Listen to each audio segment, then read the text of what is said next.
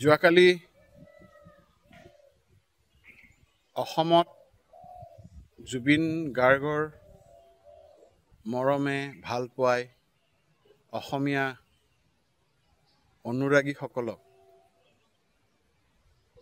অনুৰাগীসকলে যি ধৰণে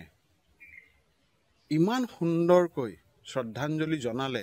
তেখেতৰ নশ্য দেহক গুৱাহাটী এয়াৰপৰ্টৰ পৰা সৰু সজাইলৈকে যেনেকৈ ৰাইজে লৈ গৈ তাতে ৰাখিলে, শুনামতে পৃথিৱীৰ মাইকেল জেকচন, পোপ ফ্ৰান্সিছ আৰু কুইন এলিজাবেথৰ পাছতেই জুবিন গাৰ্গক এনেকুৱা এটা ৰাইজে মৰম চেনেহ দিছে। এইটো সঁচাই কল্পনাৰ বাহিৰত যে আমি অসমীয়া জাতিটো ইমান এটা সুন্দৰ জাতি, গোটেই পৃথিৱীক দেখালে আমি যে ইমান শৃংখলাবদ্ধভাৱে আৰু যিবোৰ কথা কয় যে অসমীয়াই এলেহুৱা, অসমীয়া লাহে লাহে, নহয়, এইবোৰ চবটো আমি ডিফাই কৰিছোঁ। আমি এই গোটেই কথাখিনি যিখিনি ইমান স্পণ্টেনিয়াছলি চব মানুহে যেনেকৈ জুবিনক লৈ পেলাই কেনেকুৱা এটা পৰিৱেশ কৰি পেলাইছে, আৰু এই পৰিৱেশটো ইমান ধুনীয়াকৈ, ইমান ডিচিপ্লিনেদি, ইমান নিয়াৰিকৈ,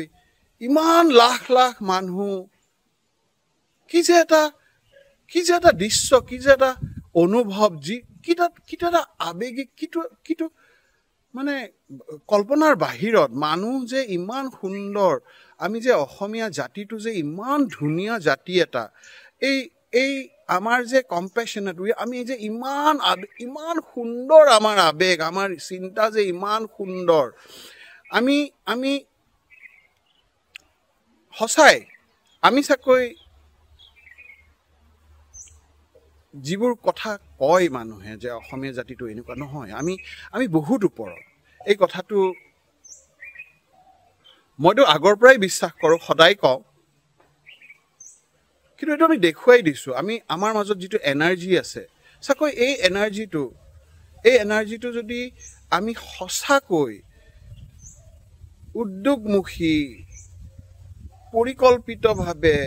আমি যদি আমাৰ জাতি, আমাৰ দেশ, আমাৰ মাটিৰ উন্নয়নৰ কাৰণে আমি সঁচাই যদি এই শক্তিটো, এই সৃষ্টিবোৰ আমি চাকৈ পৃথিৱীক দেখাব পাৰিম যে মানুহ জাতি বা পৃথিৱীৰ যিবোৰ সমস্যাবোৰক সঁচাই আমি অসমীয়াই যেন এক আগ্ৰণীয় ভূমিকা দেখাব পাৰোঁ। জুবিনে আমাক ইমান ডাঙৰ উপহাৰ এটা দিছে, আমাক অকল অসমীয়াকে নহয়, গোটেই মানৱ জাতিক ইমান ধুনীয়া এটা উপহাৰ দিছে। তেখেতৰ সংগীত, তেখেতৰ কথাবোৰে, তেখেতৰ প্ৰতিবাদী কথাবোৰে, তেখেতৰ সত্যবোৰে আমি যিহেতু তেখেতৰ এই এনাৰ্জিটো লৈ পেলাই আমি এটা অদ্ভুত বস্তু এটা দেখাইছোঁ পৃথিৱীক। চাকৈ আমি এই শক্তিটোক মৰি যাব নিদি, এই শক্তিটোক এটা পৰিকল্পিত দিশত যদি এই এনাৰ্জিটো, এই ইউথখিনিৰ কি সুন্দৰ এনাৰ্জি, কি ডিচিপ্লিন এনাৰ্জি, লতাশিল ফিল্ডত যেতিয়া সেইদিনাখন গৈছোঁ, কি পৰিৱেশ, এই গোটেই বস্তুবোৰ দেখা পাই মোৰ এনেকুৱা লাগিছে যে আমি অসমীয়া জাতিটোৱে জন্ম লৈছিলোঁ নেকি আজিৰ পৃথিৱীৰ সমস্যাবোৰ সমাধান কৰি দেখাবৰ কাৰণে মানৱ জাতিক। আমি চাকৈ এই যিটো আজি আন্দোলন আৰম্ভ হৈছে, যিটো আমাৰ আৱেগ আৰম্ভ হৈছে, যিটো আমি লগ লাগিছোঁ, এই লগ লগাটো যেন আমি এনেকুৱা এটা দিশহাৰা হ'ব নালাগে। আৰু এতিয়া আমাৰ সত্তাটো, আমাৰ অৰ্থনীতিটো, আমাৰ সংস্কৃতিটো, অসমীয়া পিঠা যাতে নিউয়ৰ্কৰ পৰা, নিউ দিল্লীৰ পৰা, গোটেই পৃথিৱীতে যাতে, বেজিঙৰ পৰা চবতে যাতে অসমীয়া পিঠা আমি বিক্ৰী কৰিব পাৰোঁ, অসমীয়া ব্যঞ্জন আমি বিক্ৰী কৰিব পাৰোঁ আৰু অসমীয়া যিবোৰ বস্তু আমাৰ অসমৰ যিটো থলুৱা বস্তু এই বস্তুবোৰক যাতে আমি বিশ্বৰ দৰবাৰত লৈ যাব পাৰোঁ আৰু অসমীয়া ভাষা অসমীয়া সংস্কৃতি যাতে আমি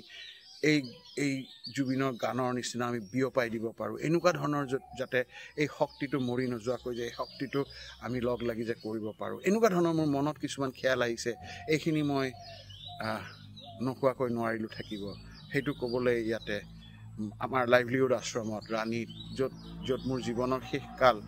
অসমৰ এই আমাৰ থলুৱা ৰাইজৰ লগত আহি কাম কৰিম আমি আমাৰ বস্তুবোৰ লৈ যাম দুনিয়াক দেখাবলৈ ইয়ালৈ লৈ আহিম এই পৰিকল্পনাবোৰ যাতে